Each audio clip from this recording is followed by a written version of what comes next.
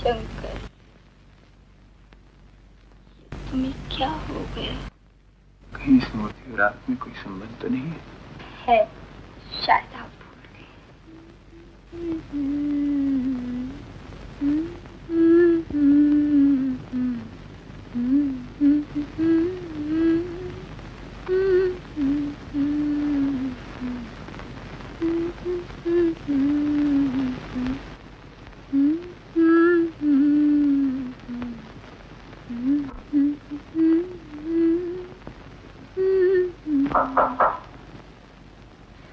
कौन है? मैं ठाकुर। क्या बात है? कुछ नहीं, यही बरामदे में घूम रहा था। आपके गुनगुनाने की आवाज सुनकर सोचा पूछूं तो कि आप अभी तक सोए क्यों नहीं? आप क्यों नहीं सोए? सोता कैसे? बिस्तर सब जल चुका है, फर्श पर सब पानी फैला हुआ है। तो नौकरों को जगा दीजिए ना। नौकरों को सब क्या तकलीफ? मुझे वैसे भी नींद नहीं आती। मगर आप अब तक क्यों नहीं सोए?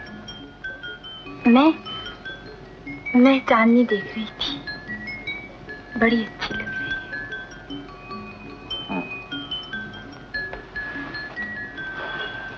चांदनी देखनी हो तो इस वक्त बाग में चल के देखिए। बाग में? इस वक्त? दिन के वक्त तो फूल अच्छे लगते ही हैं, मगर चांदनी में देखिए तो यूं लगता है जैसे नन्हे नन्हे शोक फरिश्ते दूध के दरिया में तैरते फिर रहे हो।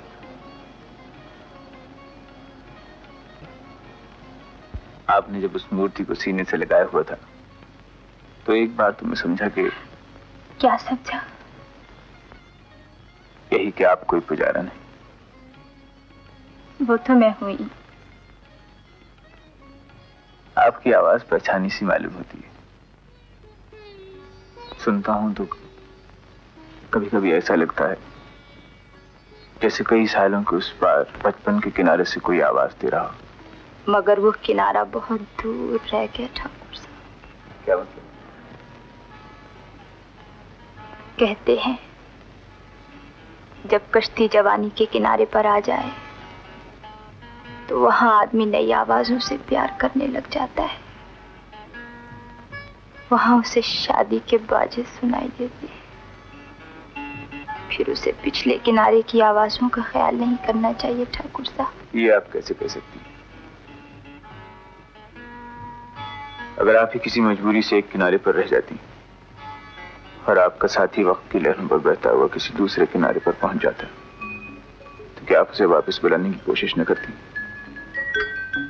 नहीं, मैं ये बेवकूफी कभी नहीं करती। इसे आप बेवकूफी कहती हैं? वो क्यों? क्योंकि जिंदगी और वक्त का दरिया ऐसा है ठाकुर साहब कि आदमी एक बार उसे लांग जाए तो फिर कभी वापस नहीं आ सकता। और जो आदमी दूसरे किनारे पर पहुंचकर वहां के नए साथियों के साथ खुश हो, उसे कोई सिर्फ अपने लिए फिर से तूफानी लहरों में डाल दे, उससे बड़ा खुदगर्ज कौन होगा?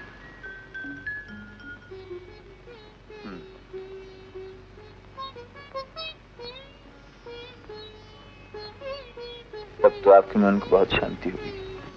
अपने प्रभु के चरणों में पहुंचकर किसके मन को शांति नहीं मिलती? क्या आपके मन को नहीं?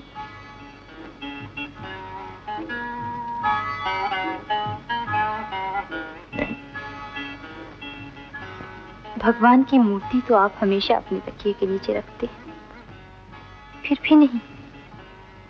इससे तो बेचैनी और भी बढ़ती है। थोड़े दिनों में आपकी शादी हो जाएगी, फिर ये बेचैनी भी दूर हो जाएगी। ये आपसे किसने कह दिया कि शादी कर लेने से इंसान को शांति मिल जाती? तो फिर आप शादी कर ही क्यों रहे? हर छोटी बात होगी। आप मुझे ये बताइए कि आपको मेरी होने वाली बहू पसंद है या नहीं? देखिए, मेरे सवाल को टालिएगा नहीं और साध्वी होकर झूठ भी नहीं बोलिएगा। आपको मेरी कसम अगर न बताएं। नहीं। क्यों? क्योंकि वो अच्छी औरत नहीं है। अच्छी औरत मिल ही न सके तो? संसार में अच्छी औरतें नहीं है क्या? जो हैं वो आपकी तरह साध्वियां हो जाती हैं, जिनसे कोई शादी ब्याह की बात भी नहीं कर सकता। खैर छोड़िए इन बातों को, आप ये बताइए कि वो अच्छी औरत क्यों नहीं है? आपने इल्जाम उस पर कैसे लगा दिया? क्योंकि मैं जानती हूँ। क्या जानती हैं? यही कि वो औरत हर अमीर आदमी को अपना शिकार बनाकर उसका धन दौलत लूट लेती है। यही उसका पेशा है। मैं सब कुछ जानता हूँ। कहिए तो उन सब के नाम भी गिनवा दूं जिन पे ये पहले हाथ साफ कर चुकी। और फिर भी आप? शादी कर रहा हूँ, इसके एवज वो मेरी दौलत चाहती है तो ठीक है, मुझे दौलत से कोई प्यार नहीं। इस दौलत ने मुझे जिंदगी में सबसे बड़ी चोट पहुंचाई है और अब मैं उससे बदला ले रहा हूँ। मैं उसे चंद आरजी और नकली खुशियों के एवज लुटाकर दौलत से उसकी इज्जत और उसका विकार छीन रहा हूँ, ताकि मुझे देखकर फिर दुनिया में कोई दौलत की इज्जत न कर। मगर इस तरह आपकी अपनी इज्जत भी तो चली जाएगी। तो क्या होगा? जब मुझसे मेरी जिंदगी ही छीन ली गई है तो अब मैं एक मुर्दा से इज्जत का तमगा लेकर क्या करूंगा? दुनिया में असली शांति किसी के सच्चे प्यार नहीं मिल सकती। इसके बगैर दुनिया जिसे शांति कहती है वो शांति एक थकन, शिकस्त या मौत का दूसरा नाम है। और अब मैं एक मुर्दा इज्जत की लालच में किसी औरत के हाथों शिकस्त खाने के लिए तैयार नहीं। मैं औरत की कमजोरी को अच्छी तरह जान गया हूँ। औरत की सबसे बड़ी कमजोरी उसका पैसे का लालच है और अब मैं इसी हथियार से उससे बदला ले रहा हूँ। मगर सभी औरतें तो एक सी नहीं हुई। औरत आपकी माँ भी तो है। माँ? दुनिया भर की पुस्तकों में माँ की तारीफ लिखी है, मगर मैंने अपनी माँ को भी इसी लालच में गिरफ्तार किया। आपकी माँ तो कितनी भली है। वो मेरी माँ नहीं, वो तो धाय माँ है। मेरी माँ तो कब की मर चुकी। आपने मंदिर की चार दीवारी में जिंदगी बिताई है, आप मेरी कहानी नहीं जानती। एक बहका हुआ इंसान अच्छे बुरे की तमीज खो देता है। वो तारीकी में बढ़ता चला जाता है, ठोकरें खाता है, मगर उसके पास इसके सिवाय और कोई उपाय नहीं। मुझे अपने गुनाहों से इनकार नहीं है, लेकिन अगर मेरी जगह आप होती तो आप भी क्या यही कुछ न करते? भगवान आपको सच्चे। ठाकुर साहेब। क्यों? पति पत्नी के रंग में भंग डालना नहीं चाहिए। यूं कहिए कि मेरी बेइज्जती का बोझ बांटने की हिम्मत नहीं है।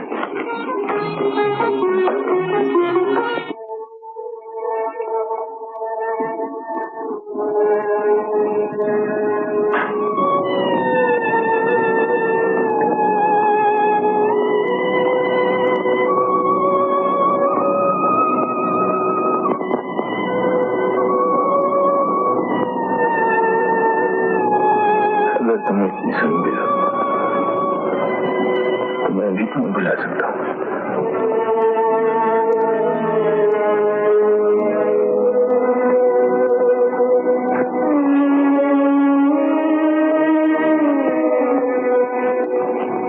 क्या हुआ ठाकुर को कुछ नहीं हुआ, हमारा शंकर बर्बाद हो रहा है। आखिर हुआ क्या? वो यही है। कौन? कमला। कहाँ है? साथ वाले कमरे में। साथ वाले कमरे में? वो कमला है? हाँ वो कमला है। तो उससे मिल जाने से दुखी क्यों होता है पगली? इसलिए कि अब तक उससे मिलने की आशा थी माँ, मगर अब वो आशा भी मुझसे छिन रही है। मगर क्यों? क्या उसे पता नहीं चला कि तुम शंकर हो? मेरा ख्याल है मुझे पहचान गई है माँ। तो फिर? वो अपना आप मुझसे छुपा रही है। वो तुमसे मजाक करती होगी। खैर मैं अभी जाकर उसे। नहीं ऐसा मत करना ना। अगर उसे पता चल गया कि हम लोग उसे पहचान गए तो यहाँ से भाग जाएगी। मगर क्यों? इसलिए कि वो मुझे एक बहुत गिरा हुआ इंसान समझती है। वो सोचती है कि अगर मैं मोहिनी से ब्याह करने वाला हूँ तो मुझे उससे प्यार करने का कोई अधिकार नहीं है। प्यार करने का अधिकार कोई किसी से छीन नहीं सकता बेटा। सिर्फ प्यार की कीमत मांगी जा सकती है। और मुझे एक बार उसे बता लेने दे कि तुमने प्यार की कितनी बड़ी कीमत अदा की है। ऐसा कुछ मत करना माँ। अगर एक बार वो यहाँ से चली गई तो मैं जिंदगी भर उसे नहीं देख सकूंगा। तुम सिर्फ इतना करो माँ, उसे कुछ दिन और यहाँ रोक लो,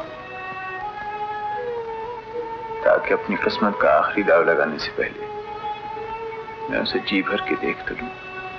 ठाकुर साहब। नमस्ते माँ जी। ये क्या, राइडिंग के लिए घोड़े और मेहमान आपके नीचे राह देख रहे हैं और आपने अभी तक कपड़े भी नहीं बदले। मैं आज आप लोगों के साथ नहीं जा सकता। क्यों? मंदिर में पूजा करने जाना है क्या? नहीं, एक मजारे ने किसी की जमीन पर जबरदस्ती कब्जा कर लिया और जिस बेचारे की जमीन छिन गई है वो शिकायत तक नहीं कर सकता। तो फिर मुझे उसका इंसाफ करने जाना है। इतने जालिम हैं आप और लोग हैं कि आप ही से इंसाफ मांगते हैं।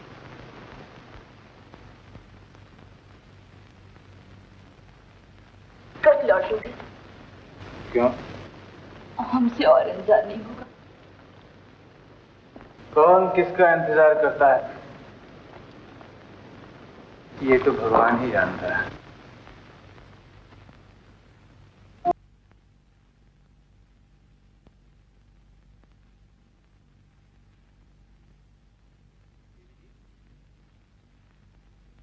एक ज्योतिषी आए हैं, आप हाथ दिखाएंगे?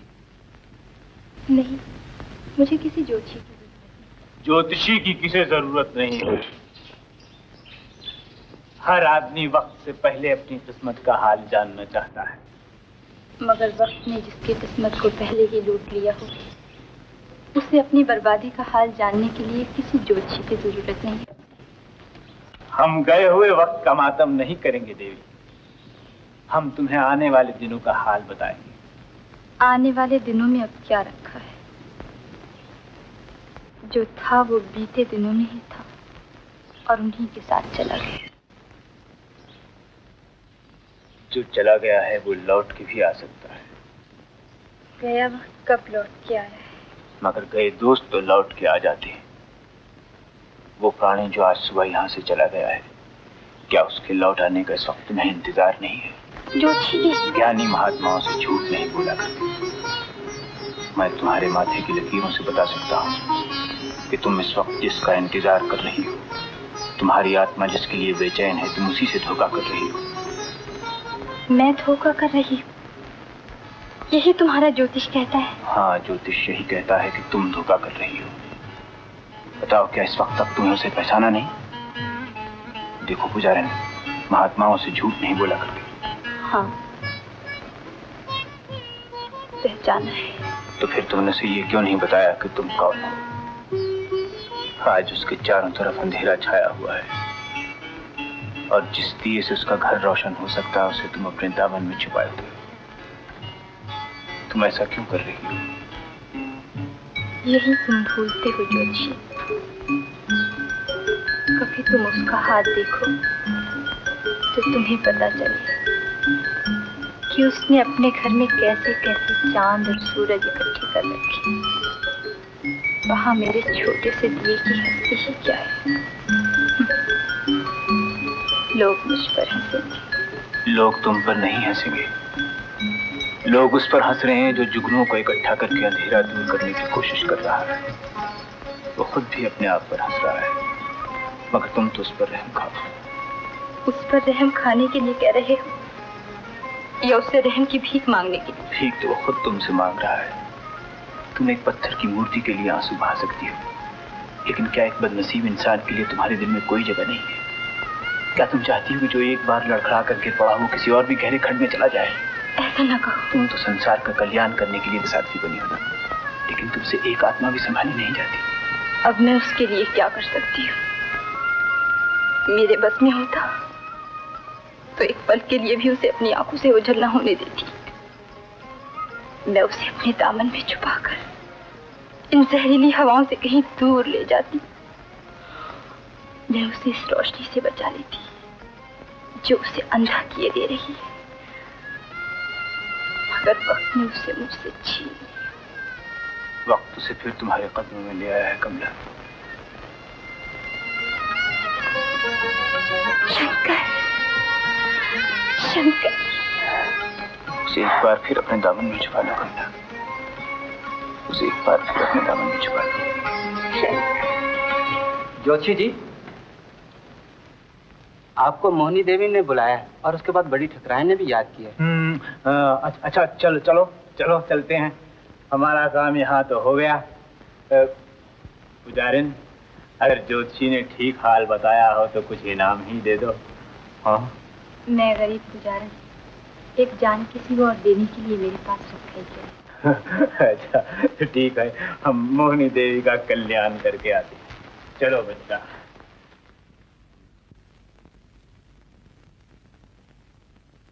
बीबी जी, आइए जोशी जी, विराजी।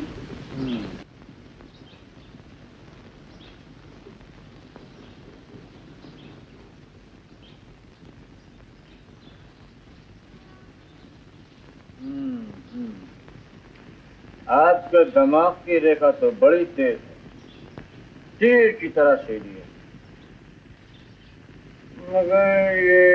मगर क्या? ये दिल की रेखा बहुत टेढ़ी है। क्या मतलब? ये मैं आपको फिर बताऊंगा। इसमें अभी एक और बड़ी खतरनाक बात मुझे दिखाई दे गई। इन्हीं कुछ दिनों में आपके साथ एक बहुत बड़ा धोखा होने वाला है। धोखा? वो कैसे? ये मत पूछिए। क्यों? ज्योतिषियों से सब कुछ नहीं पूछा करते, वो आदमी का पोल खोल दिया करते हैं। मगर जो मैं पूछती हूँ उसका जवाब दो। क्या धोखा होने वाला है मेरे साथ? सुनना चाहती हो तो सुनो फिर। तुम आज तक बहुत से धन वालों को फंसाकर लूटने में कामयाब हो चुकी हो, लेकिन आजकल तुम एक ऐसे अमीर आदमी के चक्कर में फंसी हुई हो जो उल्टा तुम्ही को धोखा दे रहा है। तुम उसे अमीर समझे हुए और उसके पास एक ढीला भी नहीं। उसकी एक एक चीज गिरवी पड़ी हुई है। और उसकी नजर तुम्हारी उसी दौलत पर है जो तुमने दूसरों को उल्लू बना बना कर जमा की है। नॉनसेंस। मैंने तो पहले ही कहा था कि अपना पोल न खुलवाइए मेम साहब। बदतमीज, पाखंडी, निकल जा यहाँ से। जाते हैं, लेकिन हमारी दक्षिणा तो हमें दे दीजिए। बेहुदा बकवास करते हो, दक्षिणा मांगते हो। और इसमें हमारा क्या कसूर है मेम साहब? ये तो केतु राहु का योग है। मैं कहती हूँ निकल जाओ, वरना जूते मार के निकलवा दिए जाओगे। साधु को जूते मरवाओगी तो ऐसा श्राप देगा कि उल्लू बोलेगा तुम्हारी नगरी उजड़ जाएगी। बिल्कुल, मैं कहती हूँ निकल जाओ यहाँ से। अरे मैं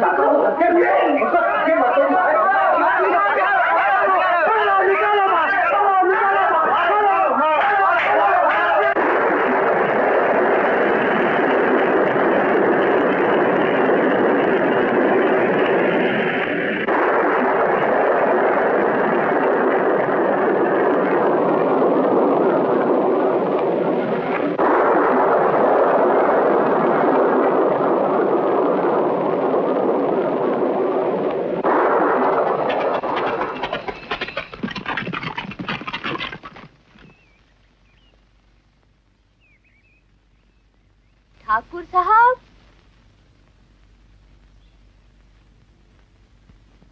इस तूफान रात में आपके बगैर डर लग रहा था। ये बात थी। मगर आपकी बला से कोई भले जिंदगी पर इंतजार करता है। आपको कामों से फुर्सत मिले तब ना।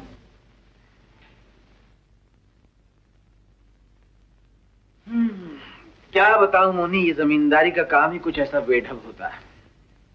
मगर ये तो बताएं, जमींदारी में इतना क्या काम होता है? यही लेन देन लाखों का हिसाब होता है। मगर आपको तो लेना ही लेना है ना। देना तो किसी को नहीं पड़ता। क्यों नहीं देना पड़ता? किसे? जिनसे कर्जा लिया होता। मगर तुम सब इन बातों की चिंता क्यों करती हो? क्यों नहीं? आपको चिंता हो और मुझे नहीं? क्या आपने किसी से कर्जा लिया हुआ है? यही कुछ 4-5 लाख रुपया लिया है।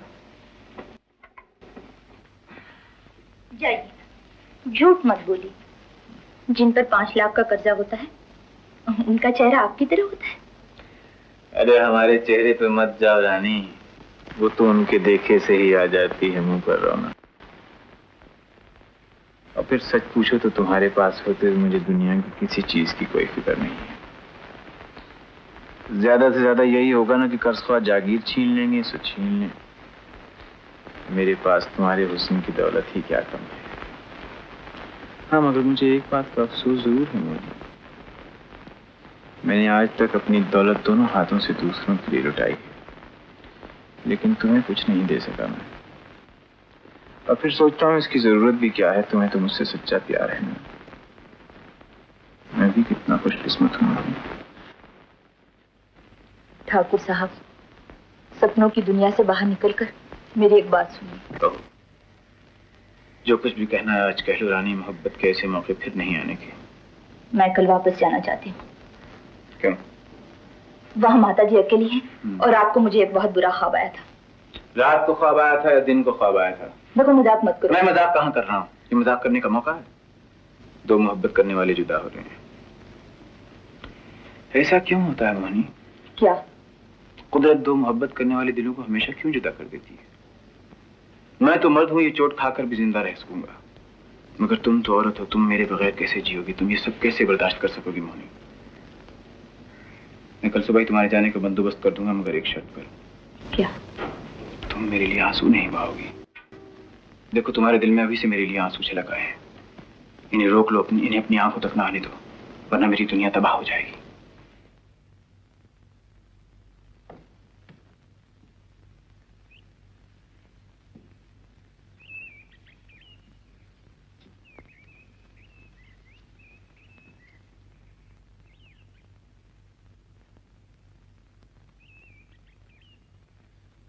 मिल गई फुर्सत?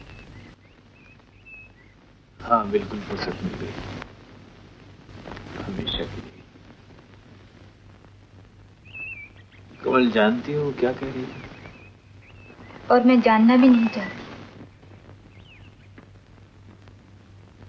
देखो कमल, मुझसे इस तरह मुंह मत मोड़ा करो, मेरा दम घुटने लगता है कमल। ये सुनसान रातें गवाह हैं कि इन तारीखियों में एक डूबता हुआ इंसान तुम्हें कितने हजार सालों से ढूंढ रहा है कमल। मुझसे मुंह मोड़ोगी ना तो तुम्हें पाप लगेगा। मैंने तुमसे कब मुंह मोड़ा है शंकर? क्यों झूठी कीमतें लगाते? पर तुम्हारा क्या भरोसा है कमल? न जाने कब तुम मुझे बुरा समझ कर फेंक दो। क्यों? तुम्हें मुझसे यही उम्मीद है क्या? उम्मीद तो नहीं, सिर्फ डर है।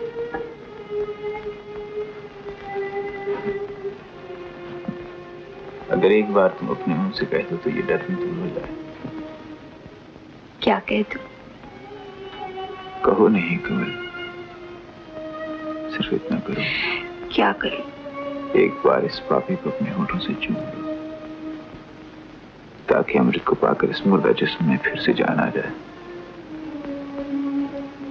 मैं आंखें बंद किए लेता हूं कमल, जो भी देना हो मुझे दे दो, जिंदगी या मौत।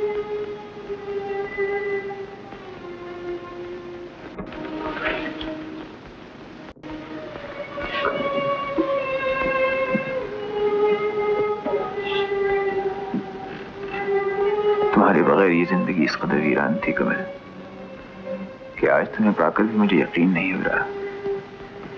तुम मेरी आंखों के सामने हो लेकिन मेरा दिल नहीं मानता कमल। वो मुझसे यही कह रहा है कि शंकर, ये सब एक वहम है, ख्वाब है, इसका यकीन मत करो।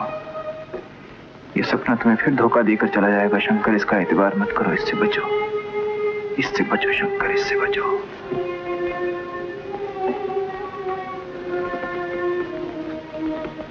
तुम सचमुच मेरे पास आई हो कमल, मुझे इसका यकीन दिला दो। मुझ पर आंसुओं का मेह बरसा दो कमल, ताकि मेरे वहम, मेरे डर सब चले जाएं।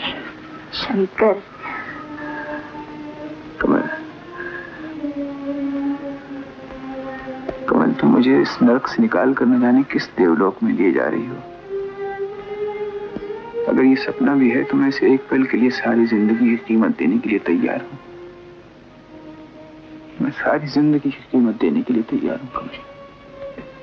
ठाकुर साहब, आप जिस चीज का सौदा कर रहे हैं उसकी कीमत देने के लिए आपके पास दाम नहीं है। बड़ी माँ, जो आत्मा संसार को त्याग चुकी है उसे तबाही की तरफ मत ले जाओ ठाकुर। हम तबाही की तरफ नहीं जा रहे बड़ी माँ, हम तो उससे बचना चाहते हैं। तबाही से बचना है तो भगवान की शरण में जाओ मूर्ख। इस तरह किसी को अपने मार्ग से भटकाते तुम्हारा दिल नहीं डरता? डर तो पाप में होता है बड़ी माँ, और प्यार पाप तो नहीं होता। तुम अंधकार में डूबकर अंधे हो गए हो ठाकुर, तुम्हें कुछ सुझाई नहीं दे रहा। प्रेम की ज्योत अंधों को भी रोशनी दे देती है बड़ी माँ। मैं अपराधी सही, लेकिन भगवान तो सच्चा प्यार करने वालों के अपराध भी क्षमा कर देते हैं। चलो कमल।